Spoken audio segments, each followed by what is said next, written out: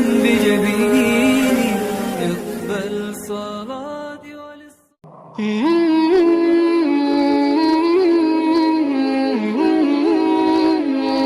Pada suatu hari Rasulullah Shallallahu Alaihi Wasallam ditemui oleh malaikat Jibril. Rasulullah bertanya, "Ada apa wahai Jibril?"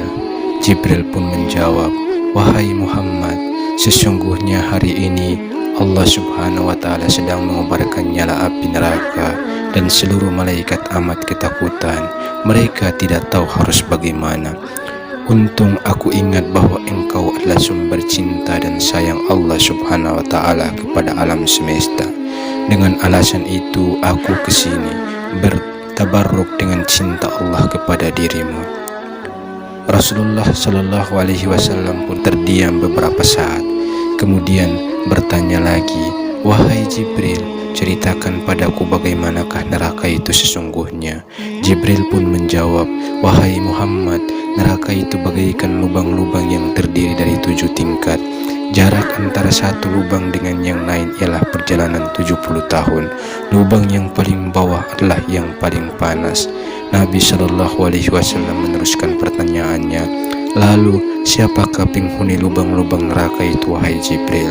Jibril pun menjawab, "Lubang yang paling bawah diciptakan untuk orang-orang munafik, lubang berikutnya untuk penyembah berhala, lalu untuk penyembah bintang dan matahari." Jibril terus menerangkan penghuni tingkatan neraka hingga lubang yang kelima tempatnya umat Yahudi dan yang keenam dihuni oleh umat Nasrani.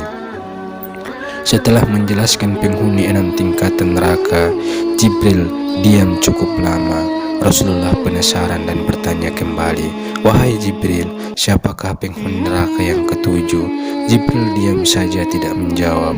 Rasulullah Shallallahu Alaihi Wasallam mengulangi pertanyaannya, tetapi Jibril tetap diam.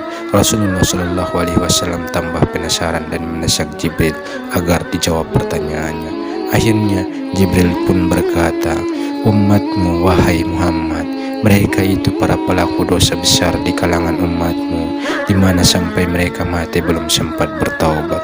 Mendengar jawaban Jibril, Rasulullah langsung jatuh pingsan. Jibril merangkulnya dan meletakkan tubuh baginda di atas pangkuannya. Tak beberapa lama, Rasulullah sadar dan langsung menangis bersimbah air mata. Dengan terisak-isak Rasulullah mempertegas pertanyaannya, "Wahai Jibril, apakah benar di antara umatku yang masuk neraka?" Jibril pun menjawab, "Benar wahai Muhammad, pelaku dosa besar di antara umatmu yang belum bertaubat." Setelah itu, Rasulullah Shallallahu Alaihi Wasallam langsung menghadap kiblat dan sujud kepada Allah dalam isak tangisnya. Sesekali dengan suara pelan beliau membisikkan kata-kata, "Ummati, ya Rab, ummati, ummati, ummati." Beliau Shallallahu Alaihi Wasallam tidak mengangkat kepalanya dalam keadaan seperti itu selama 3 hari 3 malam, kecuali setiap Bilal bin Rabah mengumandangkan azan, barulah beliau bangkit untuk menjadi imam dan setelah itu kembali sujud lagi. Pada hari ketiga, Abu Bakar menyadari hal itu. Beliau mengetuk pintu Rasulullah Shallallahu Alaihi Wasallam dan mengucapkan salam 3 kali, namun tidak ada jawaban. Abu Bakar radhiyallahu anhu sedih dan berseru di depan pintu Nabi, "Apakah ada jalan untuk masuk ke rumah Rasulullah?" Tetap tidak ada jawaban. Lalu beliau menangis dan melangkah pulang. Di jalan beliau bertemu sahabat Umar radhiyallahu anhu. "Mengapa engkau menangis wahai Abu Bakar?" Abu Bakar menceritakan keadaan Rasulullah. Maka Umar pun melangkah menuju rumah Nabi dan terjadilah hal yang sama. Umar pun pulang dengan menangis. Di jalan beliau bertemu Salman Al-Farisi.